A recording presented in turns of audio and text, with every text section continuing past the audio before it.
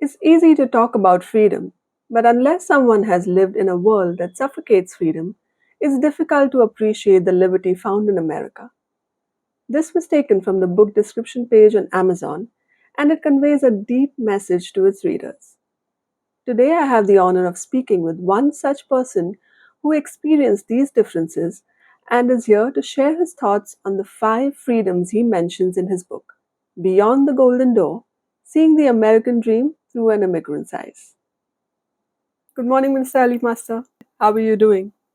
I'm great. It's really good to have you here today. Thank you for taking the time to join me in this conversation.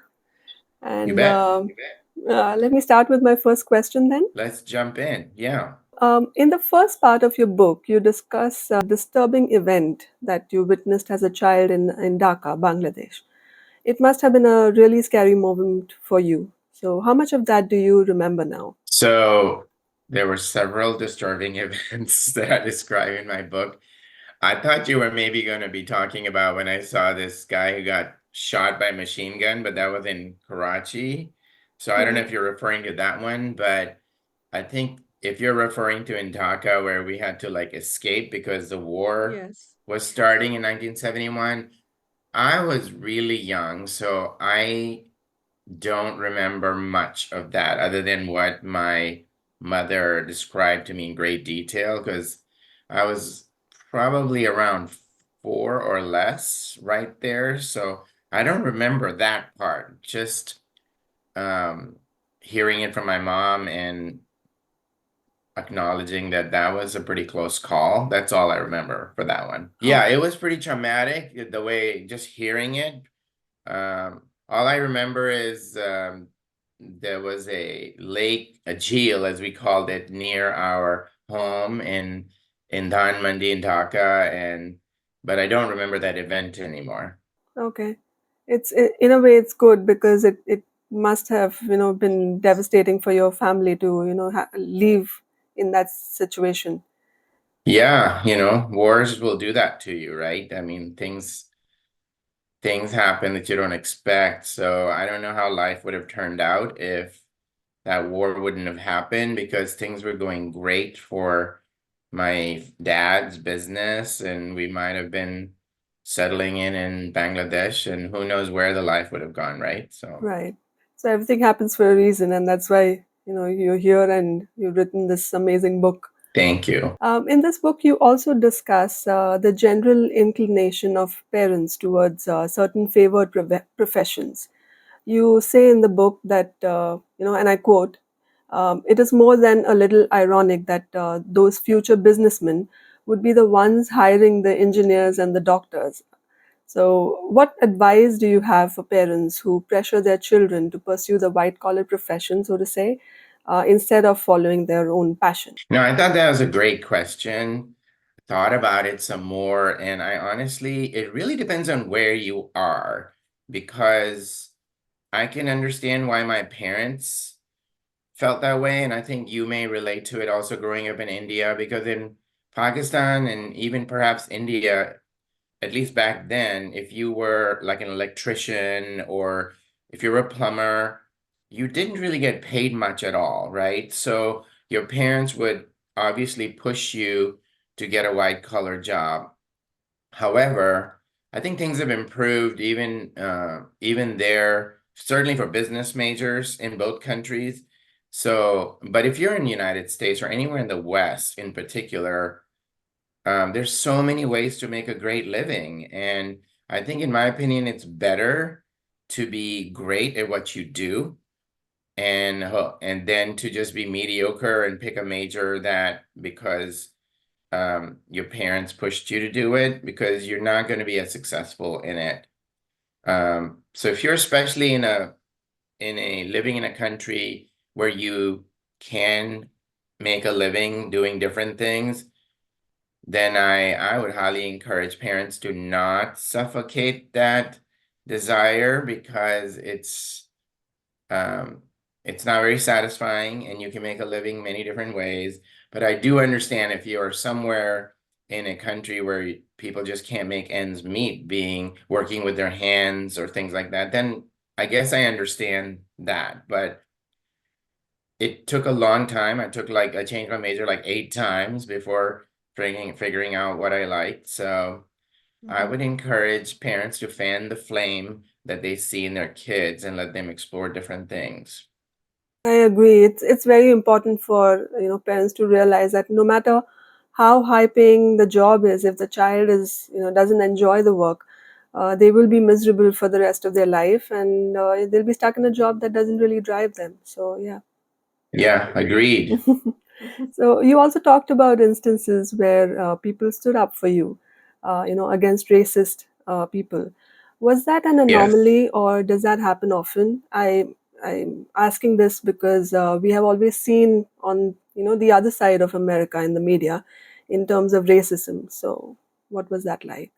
Yeah, yeah. You're talking about the event where this guy asked me not to touch his food while I was wrapping up at McDonald's, and these people all jumped up to defend me. That was an incredible experience. I I think over time, I have 4 kids. They're in their 20s now, and I've noticed that over time, the younger generation, my kids' age, color seems to matter less and less to them.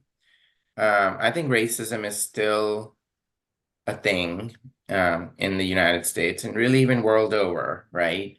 Um, so it's not just isolated to America. In my home country, there is bias whether you're a Mahajar because you migrated from India or you're Punjabi because you grew up in Pakistan. I'm sure you see some of that in India as well, but so it's not a US thing. But I do think that the younger generation seems to be more vocal about it. For example, when there were these shootings, there've been a lot of sort of shootings in the United States, or there have been sort of police situations between a white police officer and a black person. And my daughter, she took me to a march, and we would march and protest against that. So it does happen. I think it just depends on um, where you are in the country and the situation, but people do speak up a lot more. So I don't think that was unusual, but there's still racism out here. It happens, and good also happens, you know? It's wonderful to hear that things are changing and changing for the better, and as you grow, the newer generation have a different idea about all of these things. Yeah, if you think about it, it's as I was writing and I was like, we're not that far in time as you look at time, where just like 30, 40 years ago, schools were segregated or people couldn't enter a sports event from the same entrance, just so, but here you are 30, 40, 50 years later, and it's very different. So time, as time progresses, I think our thinking also evolves. At the same time, like if you right now, even prejudice against, for example, people that are Jews, there's so much more hate crime and things like that. So it's like some things are improving, but there's still this thinking that is biased and hateful that still exists. And so we have a lot of work to do. Right. Your decision to choose Christianity was a brave one, considering you belong to a Muslim background, which is quite a conservative community. And your decision to visit your parents after that decision was an even braver one. Can you tell our viewers what gave you the courage to face that situation, and what was it like? Yeah, that was probably the hardest experience of my life, Nisha. Um, so I think, first of all, growing up kind of as a average Muslim boy, I didn't really understand how serious my decision was, you know? I had never met anyone growing up my first 18 years in Karachi who had converted. You just never heard about anything like that. And so I didn't really understand how upset my parents were going to be and how big of a deal it was. And there were literally some rules about it, and so it it sort of hit me once I started to interact with my uh, relatives here in Texas, and then eventually when I went back to really dawn on me how severe that was. So I didn't kind of go in with a lot of, I didn't, so some of it was naivete, I'm just going in because when you discover like this treasure that I felt I had discovered hidden truth that had been had prevented me from understanding who Jesus was and what the Bible really said. And so I was sort of drawn to want to share with my parents. And so I don't know that I had much choice. I think I was sort of drawn to it. I had to go tell them. And I didn't think of myself as super brave until like I started to realize, wow, this is difficult. Um, and I also felt like I had sort of this spiritual calling. I had to go do it. So I was given a lot of courage, and I talk about that in my book. I was given a lot of daily reinforcement by I feel God and by people who also encouraged me along the way. And then I got like letters every day from mostly people in the West saying, "Hey, we're praying for you." And also my parents are pretty educated. So if it was a village somewhere in Punjab, I probably wouldn't be talking to you right now. But since my parents were educated and modern, the hardships were more they weren't like physical, it were more emotional pain that you had to experience. So, you know, I got carried through it. That's very inspiring. I mean, you mentioned how you were carrying Bibles in your luggage when you're traveling, and that must have been uh, really scary to walk into a Muslim airport. Yes, so the Bible says that, don't worry about what you're going to say and do. The words will be given to you. And I kind of felt like that was happening. And I don't want to over spiritualize our interview, but I just felt like that was happening where sometimes someone would ask you a direct question and you feel like you needed to give them a direct answer, and other times it wasn't necessary. So you had to select where to really disclose and how much to disclose. But yeah, I think we're talking, I was 19 or 20, and I didn't know that it was a problem to take Bibles into my home country. So sometimes ignorance is bliss, as they say. And that was what was going on mostly. I was so thrilled to read about your success, especially how you rose from working in McDonald's to becoming a managing Yes. partner in a reputed company like Ernst& and Young. You attribute a big part of that success to the power of the American dream. Can you share your key moments in that journey?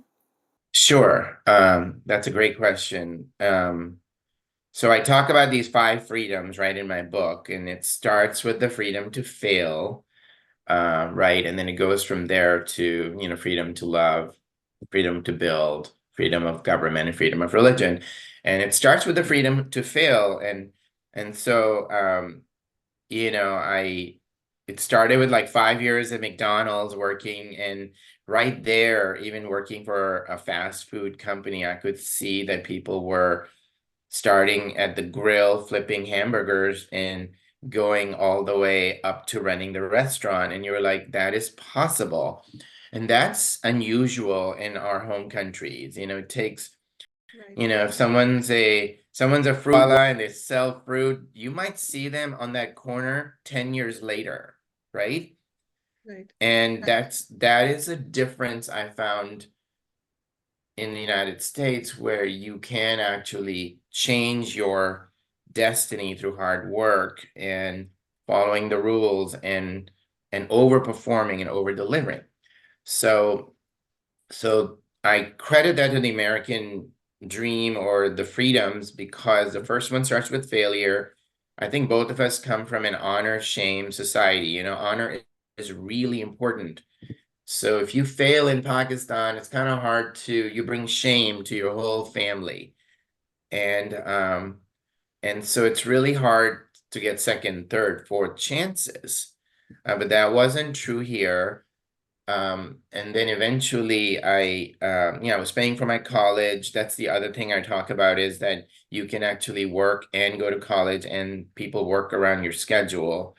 So McDonald's did that. So I graduated, got my accounting degree that led to eventually going to EY. And that same entrepreneurial DNA that we possess as immigrants, I tried that at EY as well. And got a lot of help. Again, you always need people who are sponsoring you. So it took me about 8 years to make partner. But so I do credit a lot to that freedom to fail and start over. And that happened at EY many times. I had a lot of failures before you start to hit success. That's really what happened was perseverance, but the ability to try again and again, which is a phenomena I found here that I did not find in the East. And the rest is history. I'm sure many of our viewers will find your story very inspirational, like I did. And it makes us see America in a very different light. It shows us the many positive aspects of being in a country where it allows you to fail, to come up, and to make mistakes and still learn from it and get better. So that's nice. It's far from perfect, I can tell you that, but I think some of these freedoms are unique. So I'd rather try my hand here at failure than where I came from. I I agree. After reading your book, I do.